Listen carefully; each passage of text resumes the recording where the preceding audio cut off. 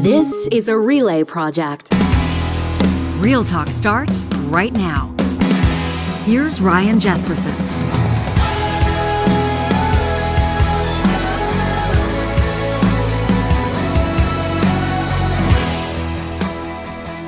Real Talkers, it's great to be with you.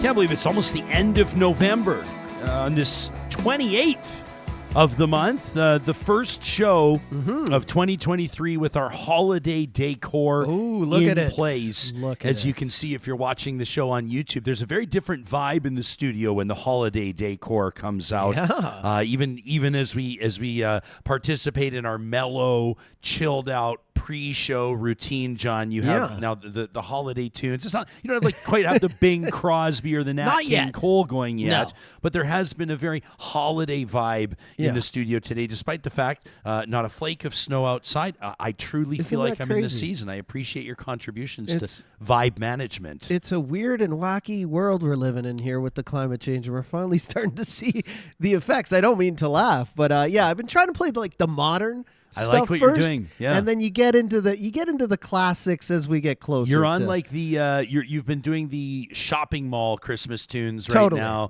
and then later we'll get into the Kelly Clarksons, stuff like that. Charles Adler's going to join us in just a bit, in less than a minute. We have a ton to talk about. Alberta's premier invoking the Sovereignty Act on Monday says that they're prepared to go to court, basically to go to war with Ottawa over the electricity regulations. We've talked about this a lot. We've talked about it with Premier Smith. We've talked about it with Alberta's Environment Minister, Rebecca Schultz. And, of course, we've spoken about it with the Federal Environment Minister, Stephen Guilbeault. He's the one that says he wants to see Alberta go net zero on its grid by 2035. And Alberta's message back is basically, hell no. Alberta's doubling down. Big news. And we're going to get into the significance of that, the ramifications of this, not just in Alberta, but across the country. Premier Smith says she's been talking to Premier Moe about whether or not they're prepared to go to jail.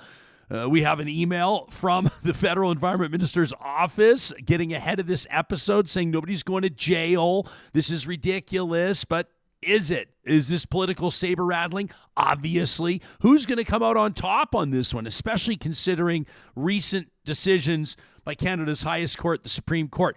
A little closer to home, a story we're going to pay attention to. There's been rumblings for a while that Edmonton City Councillor Jennifer Rice, quite frankly, is a bit of a nightmare. And I'm going to tell you this, you don't have to live in Edmonton to be interested in this story. The details that are out per reporting by the Edmonton Journal are unbelievable. The Edmonton municipal election held just a couple of years ago in October of 2021. This councillor has blown through 19 staffers in 2 years. 19 staffers in 2 years. There's accusations that she runs a tyrannical type work environment, that she berates her staff, including pitting them against one another, but that's not it. I mean, I understand the Journal is reporting some details, but not all of the details that are making their way around the city, and this is just the beginning. This is the tip of the iceberg. If you think the story is bad now, just wait. I'm going to give you a few tidbits coming up in this episode. Plus, federal polling shows that the Liberals aren't just losing to the Conservatives. They're losing to the NDP as well. They're on pace to lose more than 100 seats if there was an election held today. But there's not an election held today. So what should we read into all of this? We'll get into it with Charles Adler in just a quick second. First, I want to send a pretty clear message to anybody that's watching or listening to this that's absolutely sick of their job.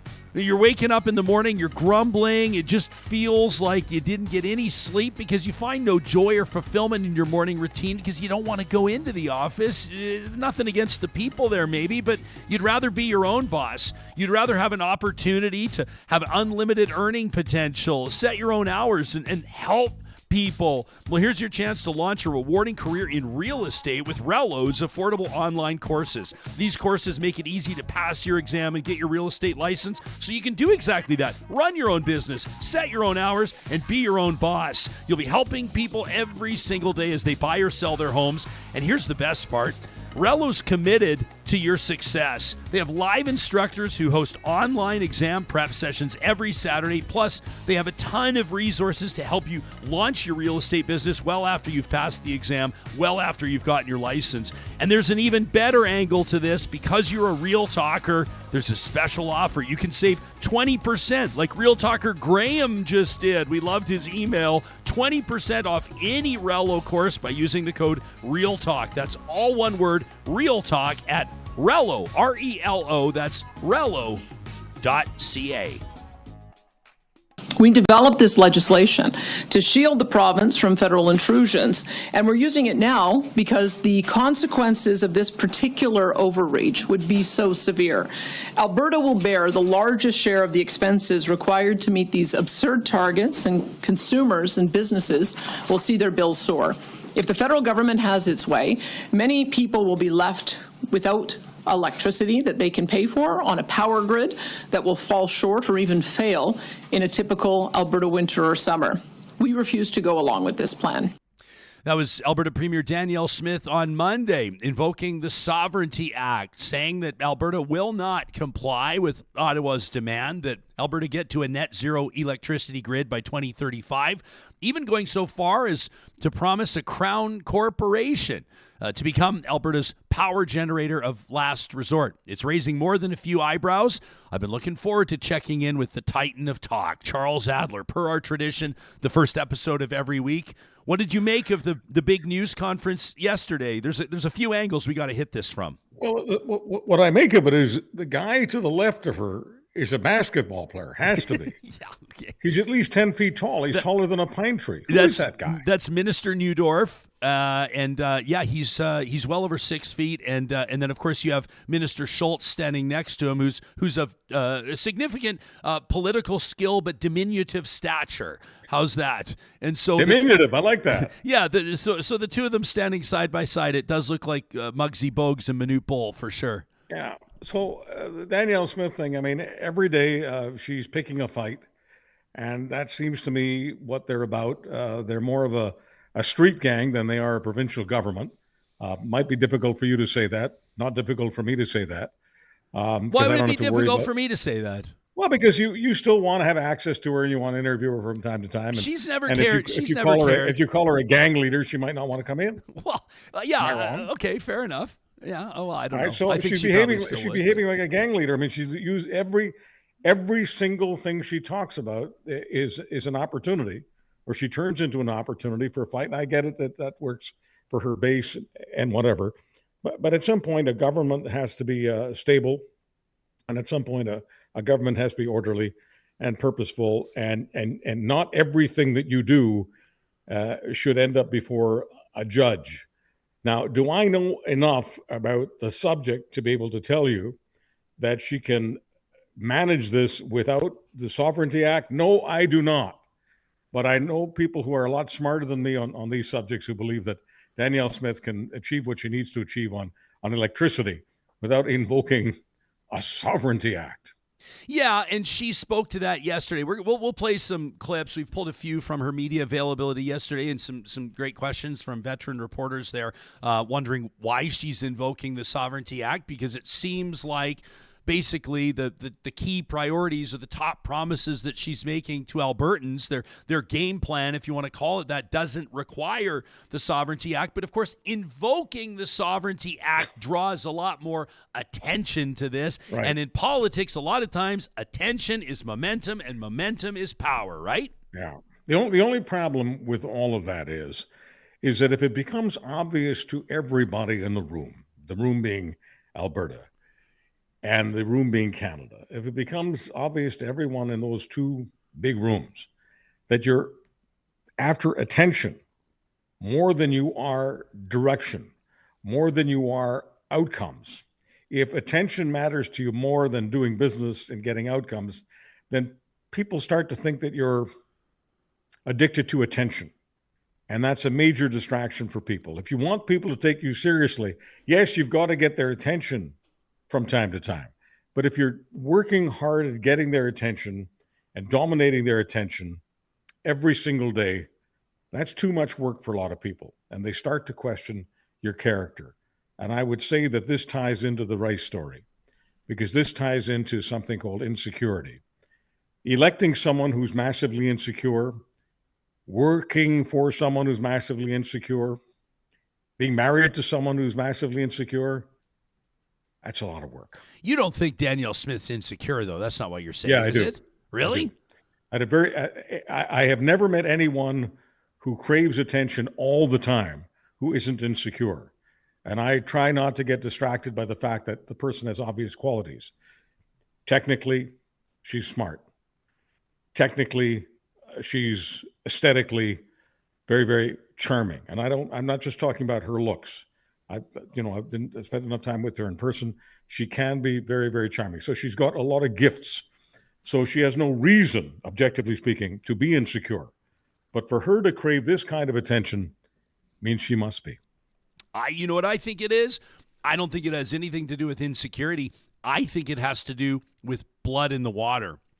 I think that the premier, and I think that other premiers, probably Scott Moe as well, and others, believe that they have the federal government with its back against the wall, and not just in polling and public opinion, because that's irrelevant in stuff like this. I think that the premier, why don't we load up that second clip, Johnny? The premier has seen, and her staff has seen the Supreme Court rule in the province's favor on a couple of things, and you and I can get into this. I don't know that the rulings are necessarily great for Canada or great for the planet. They're great in the sense that the court is applying the law and upholding the spirit and the statute of the law.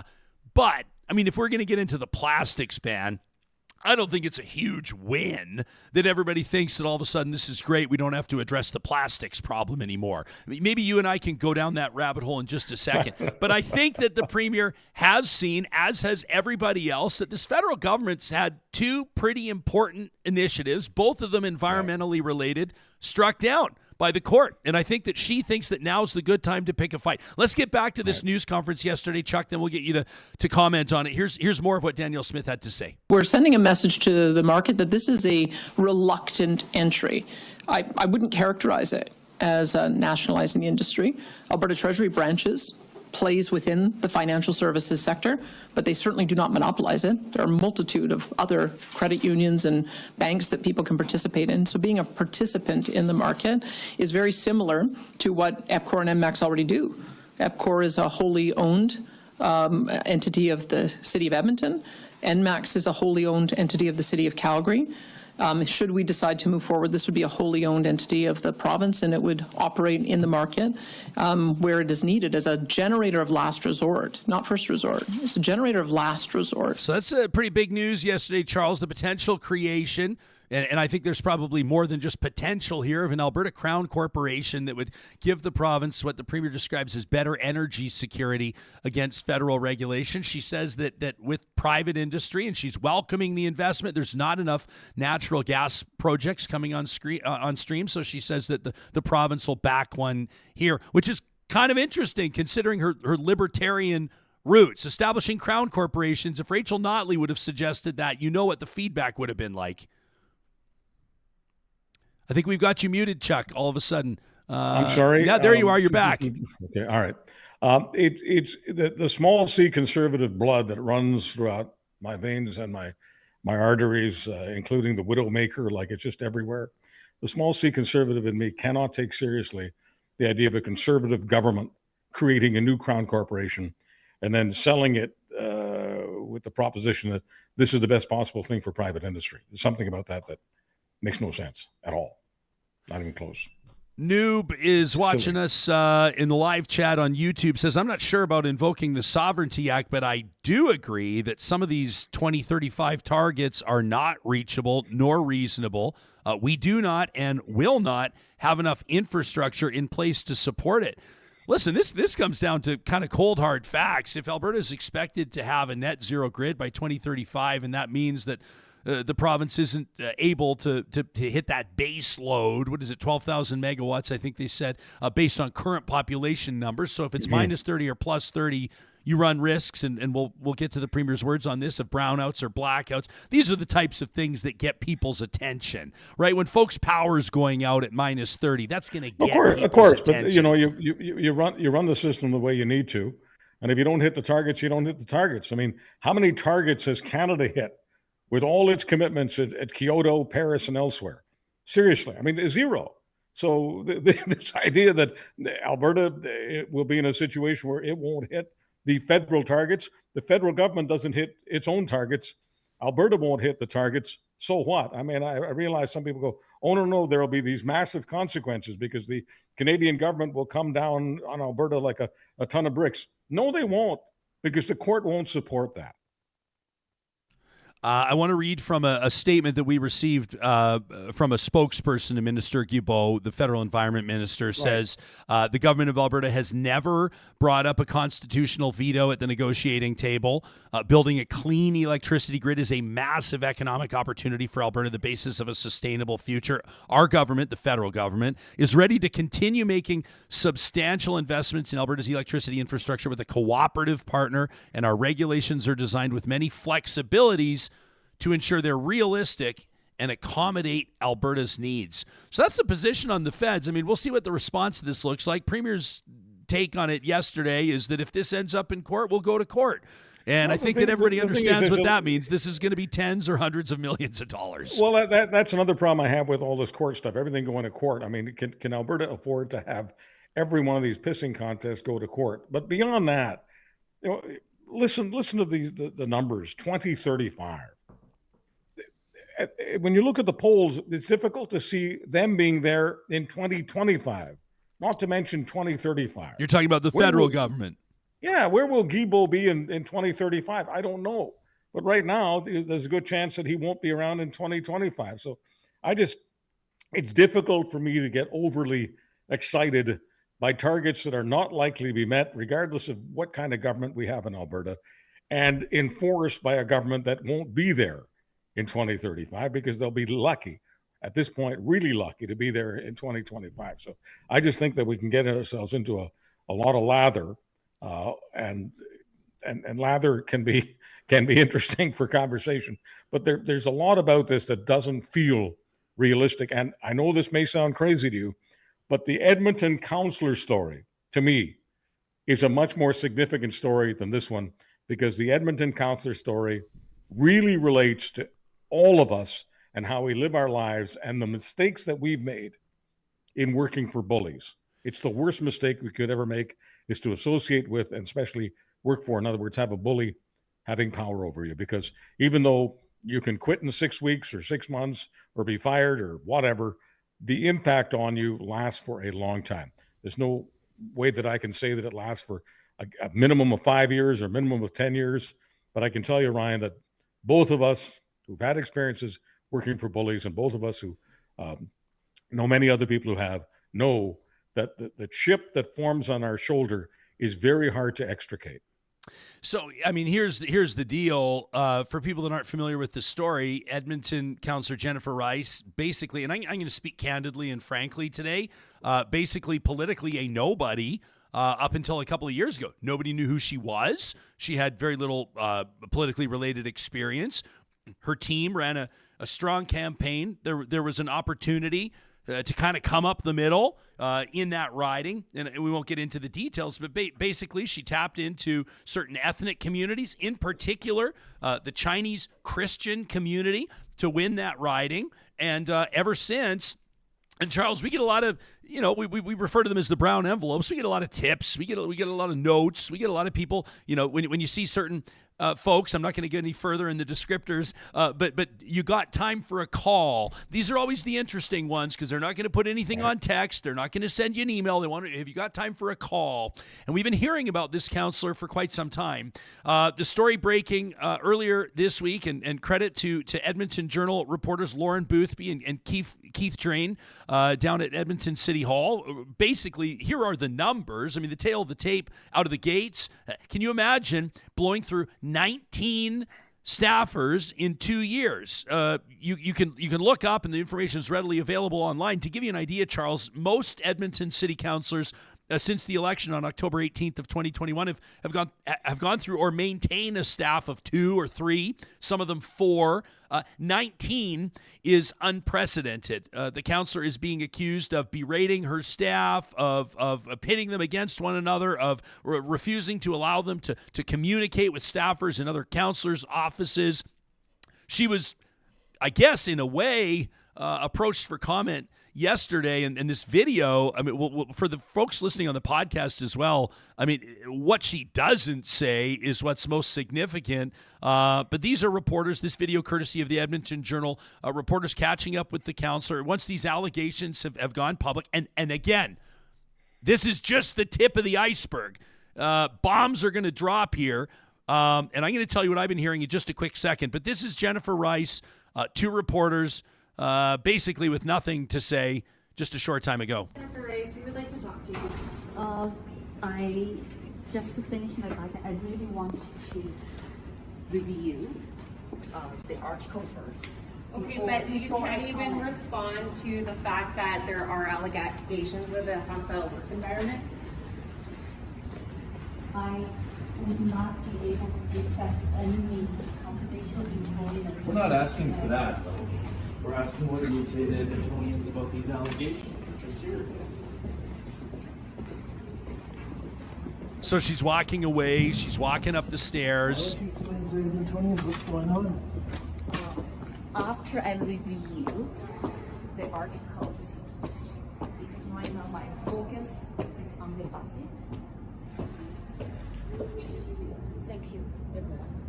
My focus is on the budget. That is most important to Edmontonians. I'm working on that work. You can't do the same. You can't do 2 things at once.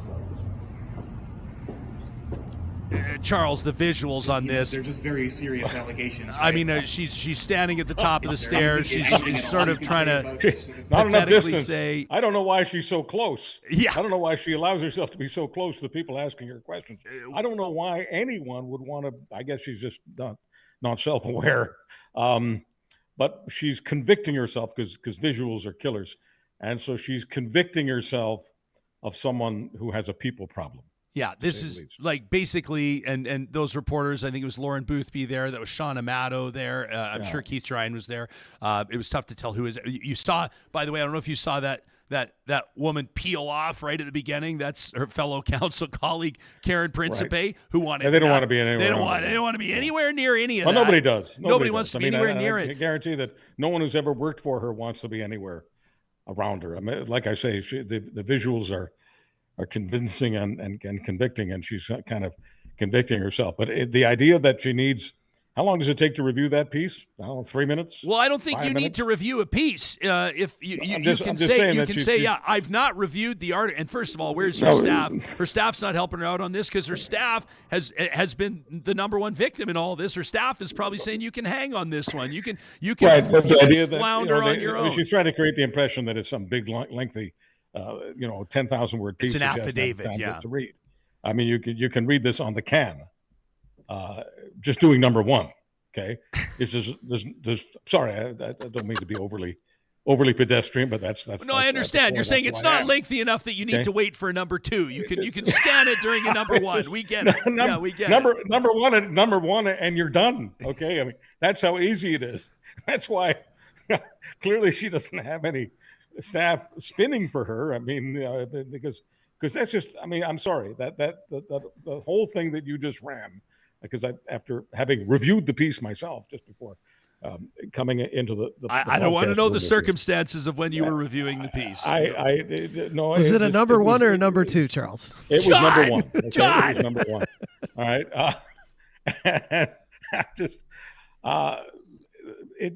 It's just so, as I say, awful and hideous. And I'm putting myself in the position of someone working for her, because after all, our number 1 job, yes, we can be communicators, we can be all kinds of wonderful things that we think we are. That's fine. Number 1, as human beings, we have to be empathetic. So I'm trying to stay empathetic with someone who's working for her. I can't imagine lasting even an hour working with that person. Okay, not even an hour. So I can't even imagine how painful it has been for some people who maybe worked for her for 3 months or 6 months. But the idea that someone with no people skills at all and no people personality, the idea that someone is going through staff the way number 2 goes through a goose very, very quickly, it's not surprising. So the story is about to get a lot wilder, and there are certain things that are almost impossible to defend. One of them would be burning through 19 staffers in 2 years, especially compared to the numbers of her fellow council colleagues, 2, 3, 4 staffers at a time. But we have very good reason to believe that some of the reasons that these staffers have left really have nothing to do with being yelled at or being bullied. The story gets even worse.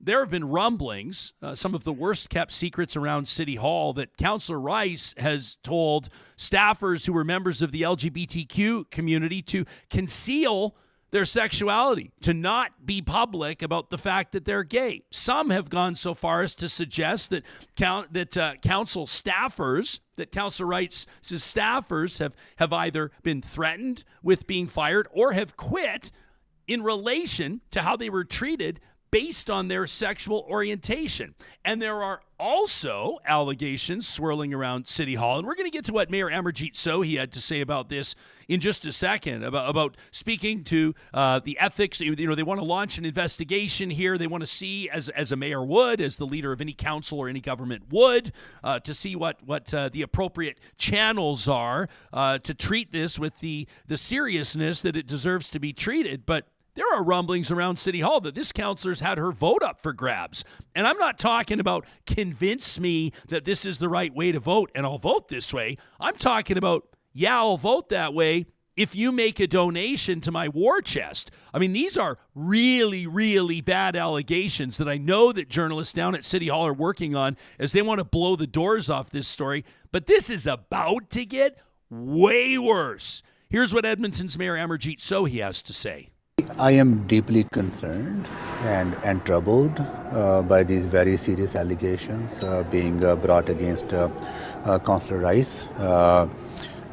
Everyone working for the city, including Mayor's office, Councillor's office, deserve and have the right to have a safe work environment. There's a mechanism available for employees of the city and employees of Mayor's office and Councillor's office to lodge a complaint to Integrity Commissioner's office when they feel that their rights are not being respected or they feel they're being abused and ill-treated, right? So I'm going to reach out to Councillor Rice and sit down with her, as well as reach out to Integrity Commissioner's office to find what is the best way forward to. So the councillor's caught on her heels here, obviously doesn't have a plan. I don't think saw this coming, which is unbelievable because I know that she's been approached for comment by different journalists several times.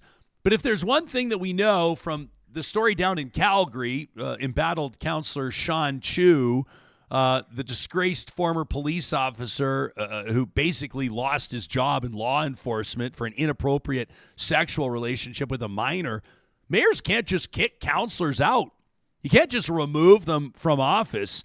And quite frankly, while Councillor Rice may not get reelected, she doesn't have to leave. I mean, this could be bad news for her constituents. It could be bad news for an Edmonton City Council that's already facing heavy criticism for not only its dynamic, but its lack of cohesiveness and its lack of performance. Let me just take this to something a little broader called democracy. It's just incredible to me that we think of ourselves as an educated people, and we think of ourselves as running an educated democracy, whether it's a city, a province, a country, it doesn't matter. It's just amazing to me how little we know in terms of what's most important about the human beings we vote for. It's not their party affiliations, it's not their religion, it's not the color of their skin and all of the other boxes that you can check off, straight, LGBT, whatever. I mean, none of that is as important as character. I'm talking about things like honesty, empathy, openness, tolerance, all the things that we claim to value, our values. We don't know a damn thing about the values of 90% of the people we vote for. My guess is if the constituents in her particular ward had any idea that she was anything of what we now know she is, she wouldn't have been voted in. So do we really inform ourselves before we vote? I don't think so.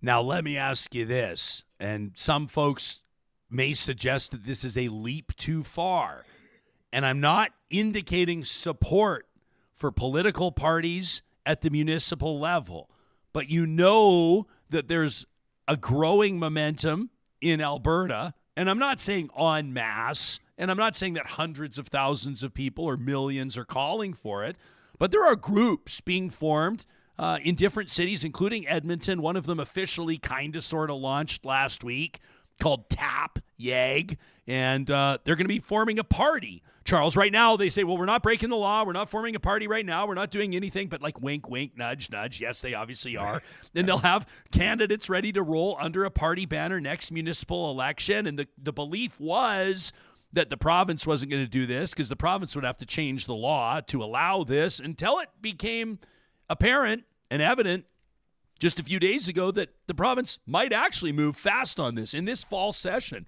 Do you think that with political parties involved at the municipal level, people would at least know a little bit more about who they're voting for based on the party's platforms? Because it's a bit of a free-for-all at the municipal level right now. Yeah, I have no problem with the idea of parties being a bulwark against this kind of thing, because in this case she's only embarrassing herself. If she was a member of a party, let's call it the Jesperson Party.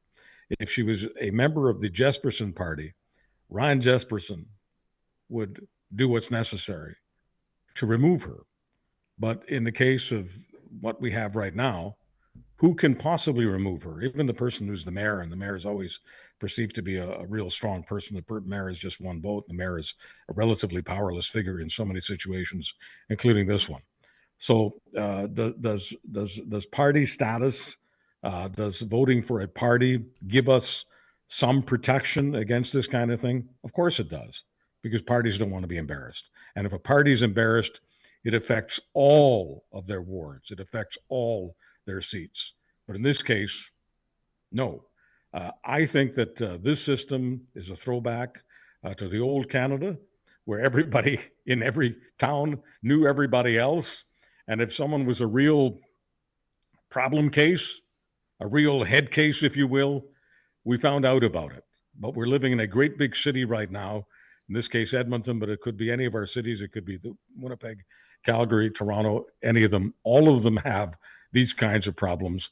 Not all of it can be dealt with effectively by having a party system, but a party system does impose a kind of discipline that we don't have here. If you don't mind me putting it this way, right now it's the Wild West. Yeah, I mean, Air Mitch on the live chat says municipal parties would equal a Take Back Alberta or a UCP takeover, which could very well be the case. I would say that most people that I've spoken with that I would say that are worth their salt in politics are adamantly opposed to the idea of political parties at the municipal level. They hate the idea, and I've spoken to many elected officials. I mean, we have a roundtable coming up in just a short while with the Alberta municipalities under their new president, Mayor Tyler Gannam out of Wetaskiwin, and we'll talk about that. We'll get into that, and we welcome your emails, Real Talkers, to talk at ryanjesperson.com. But I understand the reasons why people don't want political parties at the municipal level, because it wouldn't be like the Jesperson Party. It would be like the UCP, the NDP. You'd have these, you'd have a Green candidate. God bless them. But you'd have a bigger turnout, Ryan. Municipal elections draw flies. Yeah, you that's know true. this from the work that you do. A relatively small amount of people are highly committed to local politics, but you'd have a much larger group committed to local politics. Not to mention the fact that at the local level, it would be basically a farm team for people who want to get to the next level. Mm-hmm. So you'd have that. You'd probably. This is just a fact. You'd attract more talented people, and if you had a situation where you Take Back Alberta was getting stronger, and Take Back Alberta was getting stronger at local politics, you'd give a lot of incentive to other groups that are anything but Take Back Alberta to form their own parties to oppose them. And guess what? If they were opposing them at the local level and effective at the local level, those same parties would become more effective at the federal level. Just think of what happened in the most recent election.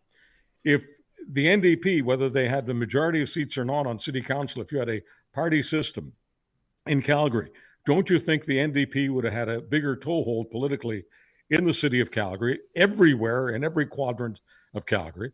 And don't you think they would have been more in touch with Calgarians' values and possibly not made that ridiculous mistake they made in the campaign about corporate tax hikes? It's going to be interesting to see. I don't know if you've been paying attention. I never take for granted. I know you're all over you're in Manitoba, you're in BC, but I know you pay attention to Alberta politics and developments. Did you see what the provincial government's doing about photo radar on ring roads? Did you see this? This is a really big deal. And part of me loves it, but I'll acknowledge it's the less mature part of me. It's because it is a less mature part of you because you're driving in an area. Well, I'll be honest. Like I get a lot of, like, Johnny was watching me pay my tickets the other day, and I set aside an hour. One afternoon, I paid 3 photo radar tickets, 3 parking tickets. I'm not proud of it. And by the way, none of the photo radar tickets, anyway, can I just get this off my chest? Yeah, please. Police officers. Your chest, baby. It's your chest and it's your show. Let's say it's your party. Yeah. It's 100 kilometers an hour, as far as I know, unless it's 110 in some spots. But I think it's 100 kilometers an hour on the ring road down in Calgary. They've done a beautiful job with that. And then in the Anthony Henday in Edmonton. And I'm getting tickets for going like 109.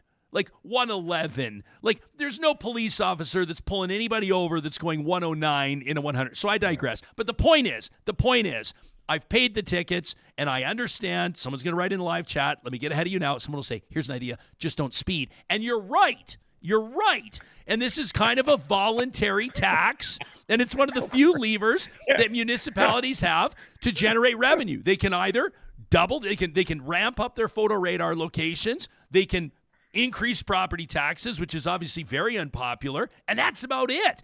And the province is downloading costs on a lot of things, like a ton of things, including infrastructure, policing, and others. And so municipalities are in a really tough spot. And this could mean for cities like Calgary and Edmonton shortfalls of $30, $40, $50 million, which is a huge deal. The province knows that there's political hay to make on this, Chuck, as said Minister Devin Dreeshen. And here's the buzzword. This is the one that resonates with the base. He says, the war on cars is over. And so they say no more photo radar on the ring roads. I'm not sure if you saw that or not, but that's a story. I saw it, and I always ask myself the question. I mean, the ring roads and the great roads, it's necessary to have a ring road. You avoid a lot of problems. I get all of that.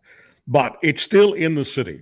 And the question becomes, do you need to do more than 100 clicks in a city? Yes. It's a city. It's not the Indy 500. I get it. There's a part of you, because most of us live inside our emotions. And especially those of us, and I have to say this, okay, most of us guys, okay, when we're in our cars, we're fantasizing that we own the road.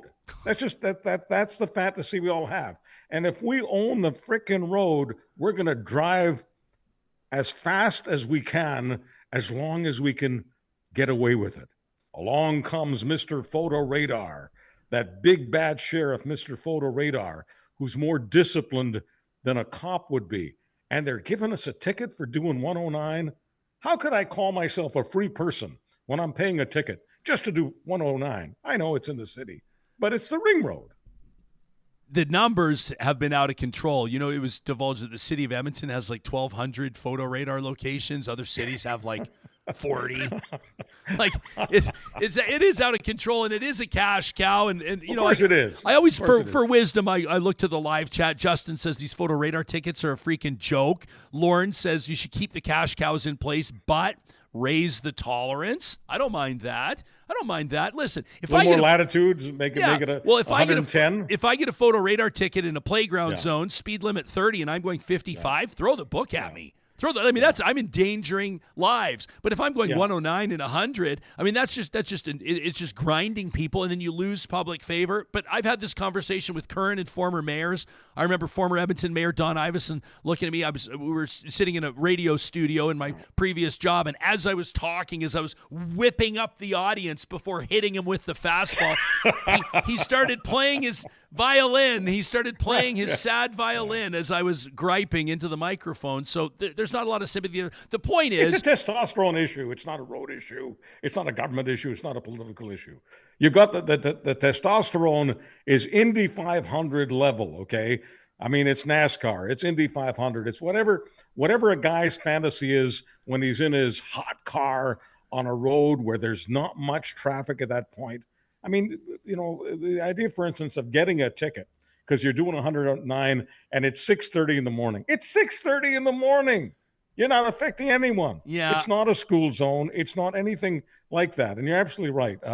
The people I have no patience for, this isn't one of those situations. The people I have no patience for are the guys who say, hey, I was only doing 60 in a school zone. You're only doing 60. Nobody cares that about really gets under my skin. And as far as I'm concerned, as you say, throw the book, charge them $200, $300, $500, whatever it is, to keep Elmo from behaving like an idiot. But 109 on the ring road, especially in non-rush times, in my humble opinion, is no big deal. And it does jack up the base. And I'd probably be part of the base if someone gave me a choice of photo radar, no photo radar, especially on those roads. Well, what would you say? I'd probably vote no. You would say no. And so here's what I think is like to bring this full circle on the ring road conversation. Nice. I would just say that I wonder if there was an affiliation, if there were political parties represented at the municipal level, if the provincial government might be more inclined to play nicer with those cities. Like right now, there's whether or not they'll say it. I mean, the cities will come in here and say, no, we're working on a positive relationship with the province. And the province will say, we want to work with the cities, but not really. They both want to ensure their own political survival. And the province has way more opportunities to screw the cities than the city has the opportunity to hold the province to the fire. And I just wonder if there were political parties represented. And then you'd have to obviously say, well, which political parties are represented, right? Do they align? Is it a conservative government, conservative municipal government, or vice versa with the NDs? But I wonder if things like this photo radar ban would be less of a story because the funding flow would be a lot more healthy, a lot more equitable, a lot more dependable, and this would be less of an issue. The cities right now have their backs against a wall. They don't know what they're going to do about this. If we're just talking power, pure power, cities would have more power if political parties ran city governments. There's no two ways about that. And let me ask you this, okay? So you're observing Edmonton. Mm-hmm. Can you honestly say the city of Edmonton is more likely to have a UCP government? I'm talking about political parties now backing people running for city council. Can you honestly say that it's more likely that the party that won power citywide would be UCP as opposed to NDP? Because if that's the case, that's news to me, and that's news to my ears. I don't know why a city that is dominated by the NDP at provincial election time would be dominated by the UCP during a municipal election. That doesn't make all that much sense. Yeah, I don't know that I would say dominated, but I would say that there's something happening in Edmonton right now. I can feel it. Anybody here can feel it. There's major dissatisfaction with this council. Most people, and I've never seen this before in my 20 years living in this city, most people don't know the name of their counselor. Most people don't know the name of their wards anymore with the name changes, but they don't know the name of their counselors. They don't know what their counselor's working on or what the priorities are. They don't really know what this council's all about. With previous mayors, at least you knew. And that's where people got their nicknames, right? Like you'd have like Don Iveson, all of his nicknames had to do with bike lanes. And before him, Stephen Mandel was accused, and I love Stephen Mandel, but he was accused by some of looking after his friends. And Stephen Mandel, there was nepotism at play because of the big arena deal. But what was Mandel known for? Mandel was known for paving the way to get that arena district done, which basically is on its way to saving Edmonton's downtown, fingers crossed. And so he was a big picture guy. So if you were to say, what's Amarjeet Sohi all about? What's he all about? I mean, I don't mean to, I'm about to say something that could come across the wrong way. I have a huge amount of respect for this, and it's important. And Mayor, as a person of color, obviously you understand why he's prioritizing things like addressing racism and making meaningful progress on some of these social issues. Those are obviously important. But if you talk to anybody in the business community, you talk to any entrepreneurs, nobody, except for maybe a very few that I've never heard from, has any confidence that this municipal government's looking after them. So if you have no proof of performance after 4 years, then the dynamic of a council that generally leaned a little bit more left could dramatically change. Because as you and I just talked about, as Jennifer Rice, this who 2 years ago was elected as a city councillor, it's because she had people that organized effectively and made it happen. And it's not that hard to do. Well, Ryan, look, you were making the point earlier that I thought was most salient. It was something we got into earlier. Low turnout, okay? Who are these people? And how many people voted for them? And who voted? I mean, that changes dramatically with a party system. Parties have get-out-the-vote machines, okay? When you hear the term Go TV, that's what it stands for. It's not a TV channel. It's called Get Out the Vote. And parties will get out the vote. And parties will put out a platform. And parties will have, in general, more power dealing with the other party in the provincial system. Whether it's the NDP or the UCP, doesn't matter. They will have more clout with the provincial government than the system you have right now. And as far as social and economic, I think one thing that people who are focused exclusively in the social area don't understand is that the best social program is a stronger economy. And whether it's a mayor or a premier, or frankly, the prime minister, when you lose sight of how important it is to have a thriving economy and just focus on social issues and social discrepancies and social progress and all of that, God bless all this social stuff. But I'm just telling you that we don't achieve anything socially unless we're prosperous economically.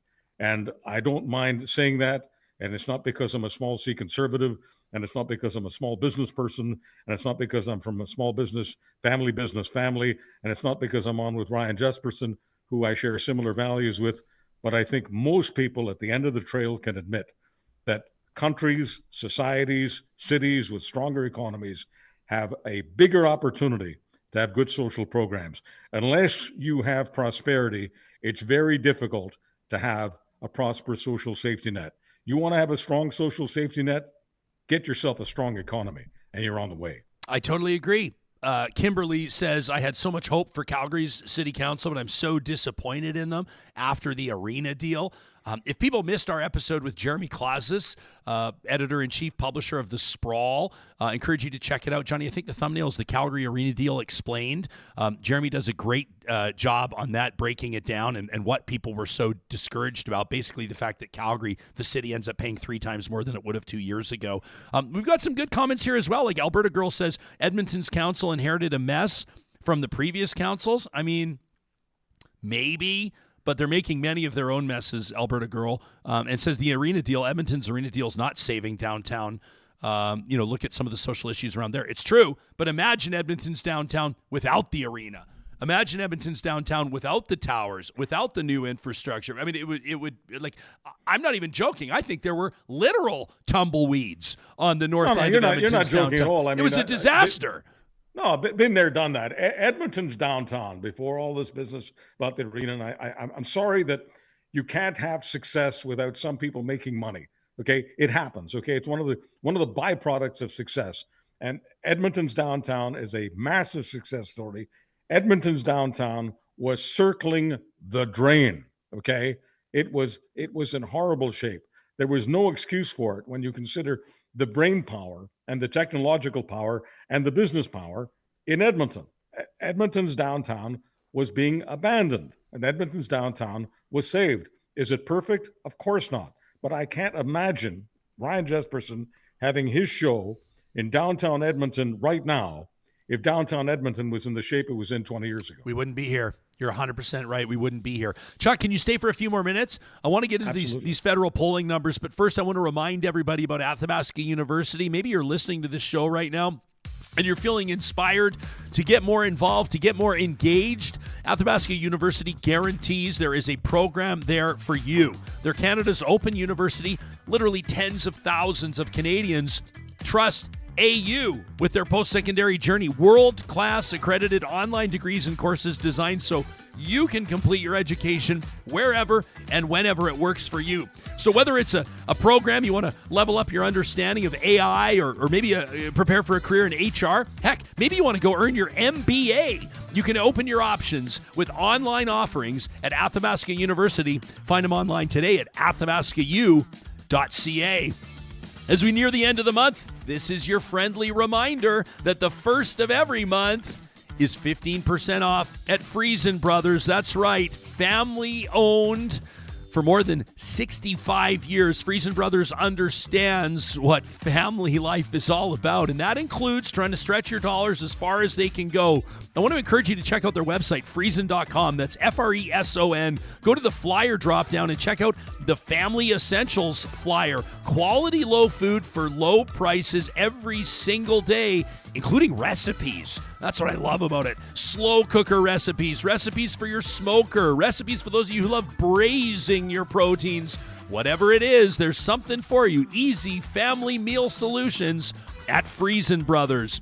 Our friends at Complete Care Restoration want to remind you that they're about more than just fire and flood restoration, though that's obviously how they've built their name over the last 10 years. If you have a construction project, maybe a renovation, an office that you're looking at maybe converting to residences to help address Canada's housing crisis, Complete Care Restoration is up for the job. You can trust their team of talented, certified professionals. We recommend them based on our first-hand experience. You can find Complete Care Restoration online by visiting the sponsors tab on our website or give them a call at 780-454-0776.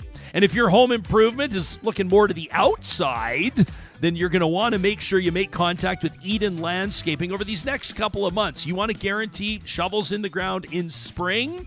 You want to get the design process with Mike and his team started now. You can check out their services by visiting their website, landscapeedmonton.ca. Whatever your vision, they will execute it with precise attention to detail. Full service landscaping from excavation through to the finished project. Edible garden boxes, excavation, hardscapes, beautiful retaining walls, outdoor kitchens, water features. They do it all. You can find Eden Landscaping again online at landscapeedmonton.ca. Hanging out with Charles Adler as we do the first episode of every week, and wanted to wrap with this because I'm always curious to know, what we read into polling. People say, well, polling, who cares about polling? But this is pretty remarkable. This week's Nanos poll shows that the federal Liberals are on pace to lose more than 100 seats, Charles. The Conservatives on pace to gain more than 90 of them. And at the end of the day, if there were an election held today, you'd find the Liberals almost fighting for that bronze medal. What a fall from grace that would be. My God. There are two provinces that I always look at outside of Alberta because Alberta is a lock for the Conservatives. So there's two provinces I look at where the Liberals have to do very well in order to win. And those two provinces are Ontario and British Columbia. In Ontario, which has over 100 seats, the Liberals are barely into double digits, according to the latest Nanos poll. Barely into double digits. This is a place where they have to win well over 50 seats to have power. They're at number 12. I mean, that's just amazing. In British Columbia, it's even more humiliating. One seat in all of BC. So, yeah, there's a chance if there was an election today that the Liberals would not even finish number 2. They'd be in number 3 place. And people go, well, they've never been that bad. Actually, they were. And they were that bad just before Justin Trudeau was made the leader. Because if people recall, Thomas Mulcair was seen as the guy who had a good chance of defeating Harper. Many people, when the election was called by Stephen Harper, thought Thomas Mulcair would end up being prime minister. And very few at that time thought Justin Trudeau could. because how often does a party go from number 3 to number 1? And the answer is never.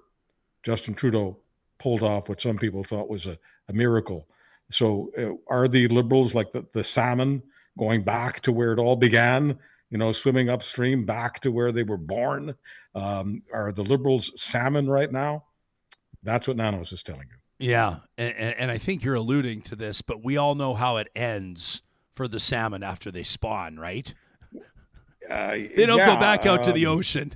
No, it's a hell of a sacrifice they make for just a few moments of pleasure, but that's the way life is. Yeah, salmon aren't alone in that often, But it's a life lesson. Yeah, it's got people wondering if Trudeau maybe, considers stepping down and triggering a leadership race, so the Liberals are better positioned for a federal election that could come in 2 years. But everything that you hear from anybody close to the Prime Minister or anybody that believes that they know how he's wired politically suggests that he wants to go head-to-head against Poilievre in an election. He really believes wants, there's time. He wants this fight.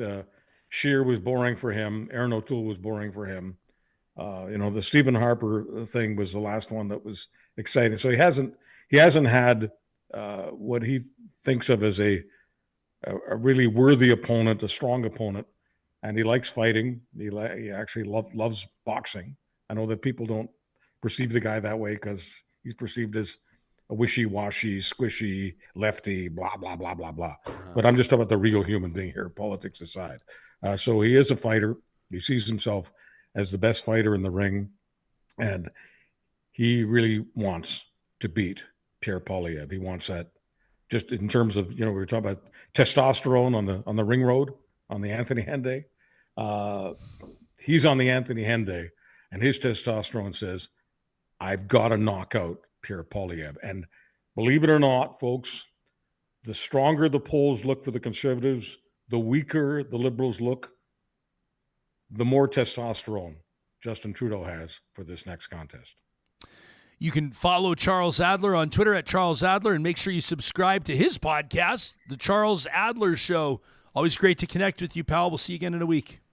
And thank you for not rejecting my pedestrian view of most things and the way I give you the visuals that nobody can ever forget, even if they really desperately want to. What did you say? Something you're gonna have to review the tape faster than a number 2 through a goose. That was today's highlight for me.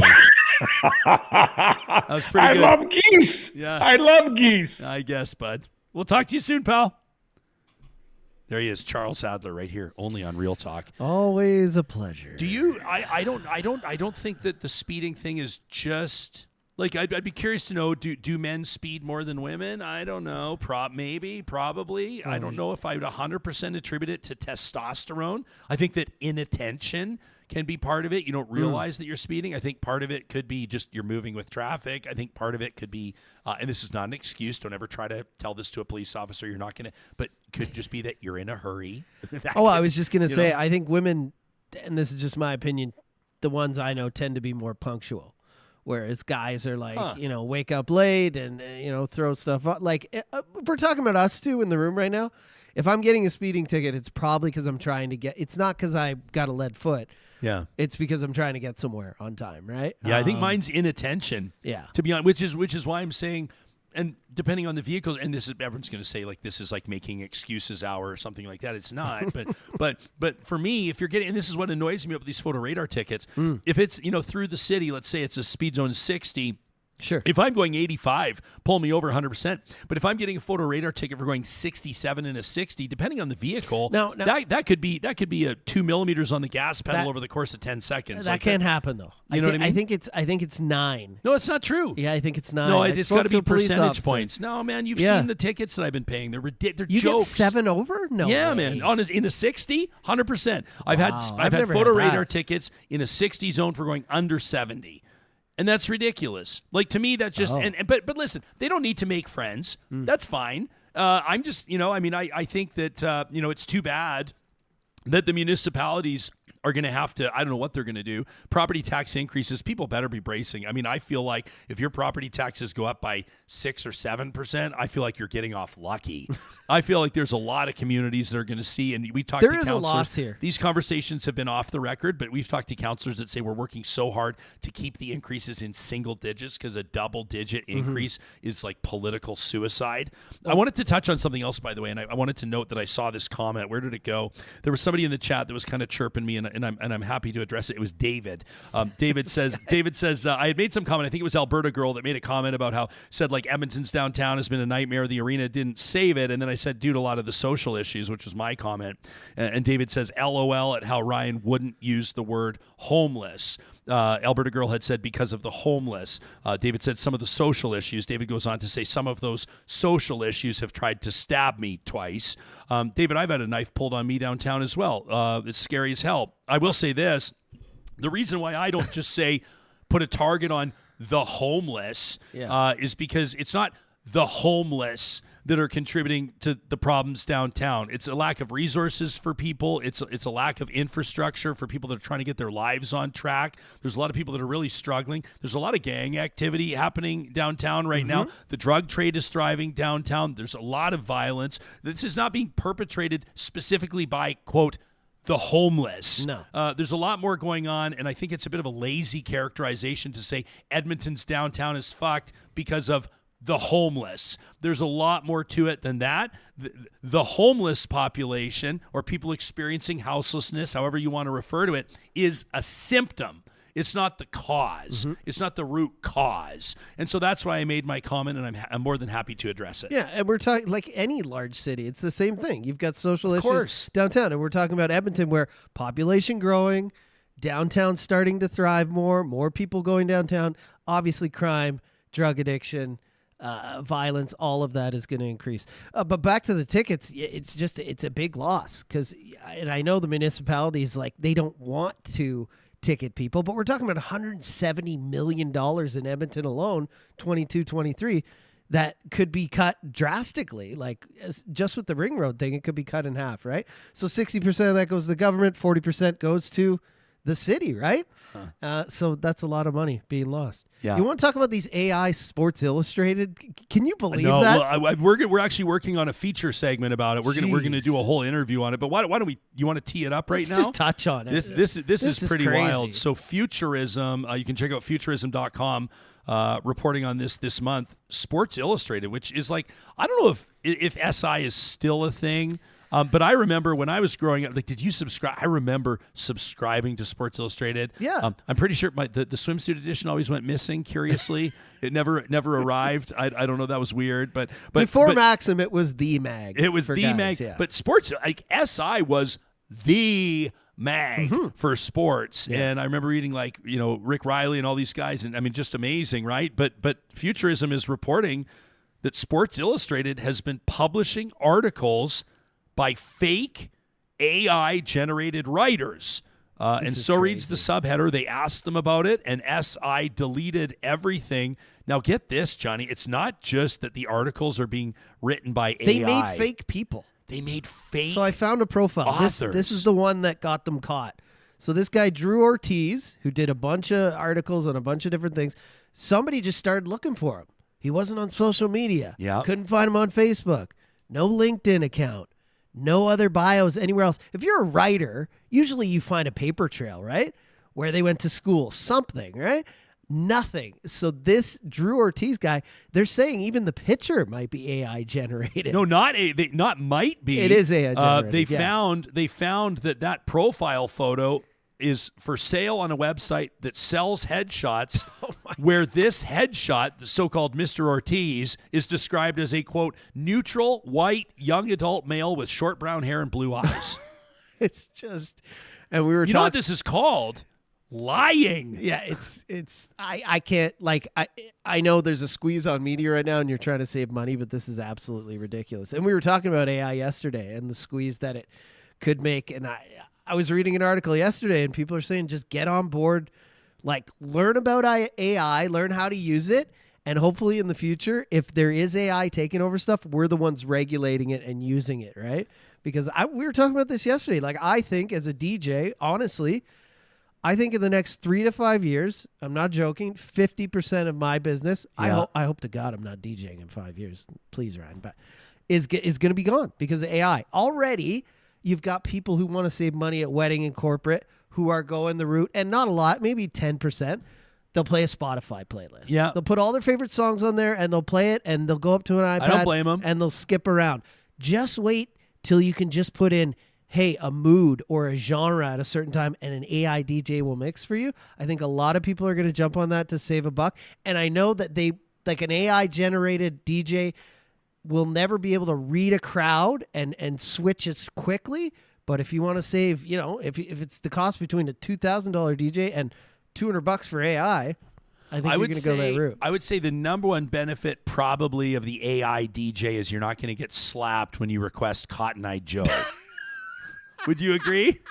You're not getting slapped in the face by the AI DJ when you request Cotton Eye Joe. We're working on a segment right now. It's probably coming up next week, but we'll let you know about this. AI in journalism, which is, it's a hell of a thing. It's absolute dishonesty from SI. Let's be honest, they're lying. But also, people are using AI in different areas where you might not, and there's nothing wrong with that. Like, people are getting AI. I saw this thing, according to sort of a headhunter agency, that 30% of people, up to 30% of people right now are having AI basically write their cover letters and put their resumes together. Well, why wouldn't you do that? Exactly. If it can do a better job than you can do. You give it all your info and they put it eloquently. Why not? Right. Yeah. As a matter of fact, do we reveal now?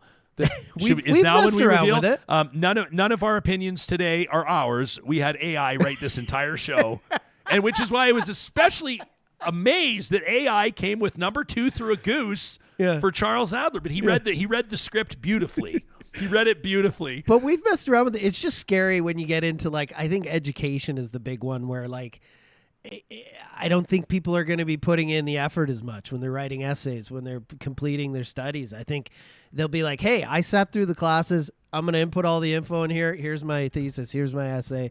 Hand it in kind of thing. And I think that might – what was that movie where everyone was dumb in the future? Oh, I don't know. And they started watering the plants with Gatorade. Like everyone was just stupid because computers were doing everything for them. I feel like that's the route we're going. It reminds me, and you can search our archives for this. I don't have it off the top of my head, but remember we interviewed Edward Tien. Yeah. I think it was it last February? Last April? I don't know. It was like 20 or something? But he's a young Canadian. He's like 22 or something. He's a student at Princeton. He's from Toronto, student at Princeton. He developed an app that is allowing and assisting professors, teachers, assistants, TAs to detect AI, to detect ChatGPT in essays. And so he's using AI to counter AI. I mean, this guy's brilliant. You know, when you talk to somebody and you're just like, you are going to be filthy stinking rich. Yeah. I remember talking to him and thinking that, but they need that because you're right. I mean, I remember, as a procrastinator myself, staying up, burning the midnight oil, burning the 5 a.m. oil during university, trying to finish these 12-page papers. You can have ChatGPT bang out a 12-page paper in 12 seconds. It's crazy. It's absolutely wild. crazy. But we do need that. We do need some kind of regulation. That kid was awesome, and yeah, that's great. Edward that's gonna happen. You know what we'll do? We'll track it down. I'll put it this way, because we're doing this live. We'll put the Edward Tien interview on Real Talk in the show notes. So if you're listening to this on the podcast, thank you very much for being here. If you're watching this later on YouTube, just check out the show notes and you'll be able to link to that interview. Fascinating insights on detecting and countering AI. Every week, right at the outset, our first episode, our friends at Kubi Renewable Energy give us the opportunity to focus on a positive story, to basically harness positive energy and renew our faith in humanity. It's Positive Reflections, presented by Kubi Energy, and this one is submitted to us from Jillian. Jillian sent us a note. She follows us on Instagram at Real Talk RJ. Thanks, Jill. And she said, have you ever heard about Helga Stentzel? And the answer at that time was no. We had not heard of the artist based in London in England, but once we checked out her Instagram at helga.stentzel, we were blown away. She uses, among many other things, one of her just absolute crowning achievements as an artist is using laundry to create scapes of humans, animals, and other scenes. And she is so talented. If you're listening on the podcast, let me just say you got to go check out her Instagram. If you're watching this on YouTube, you can see for yourself. I love how the creative mind works. Look at this, the way that she uses laundry to create faces on buildings, the way that she makes animals appear out of nowhere on clothing lines. A sloth.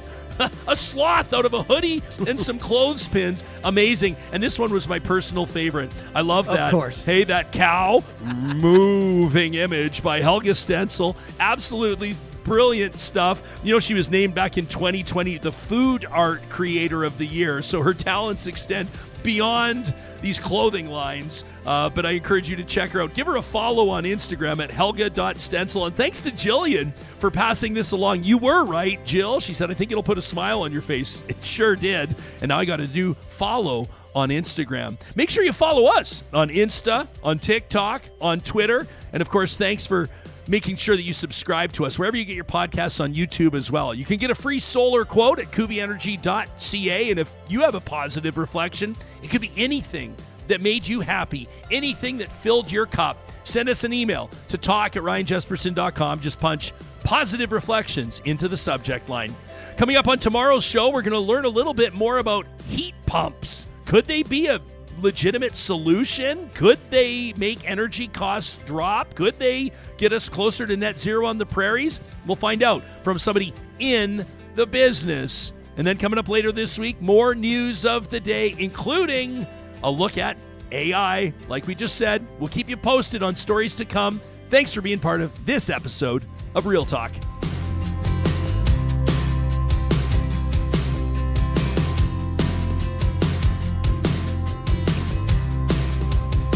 Real Talk is